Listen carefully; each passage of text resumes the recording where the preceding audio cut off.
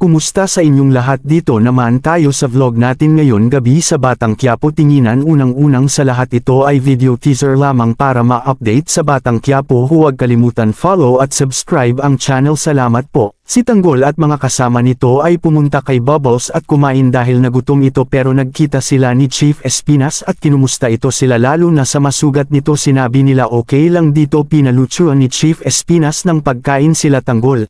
Dito ay pinaupo sila ni Bubbles sa lamesa at dadalhin lang ito. Si Tanggol at Bubbles at nagtinginan ito. Si Baldo ay kumuha ng supply sa boss niya pero sinabi na walang stock kaya si Baldo humingi ng sample ito na supply. Habang nasa lamesa nito ay nagtinginan pa rin sila. At dito napansin ng mga kasama ni Tanggol bakit lagi nakatingin ito at sinabi ni Tanggol na siya yung kasama ko kanina sa pagpatay. Kaya napabilib sila nito dahil di sila naniwala nito sa ganda ay pumatay ng tao. Dito ay dinalhan na sila ng pagkain ni Bubbles at sinabi ni Bubbles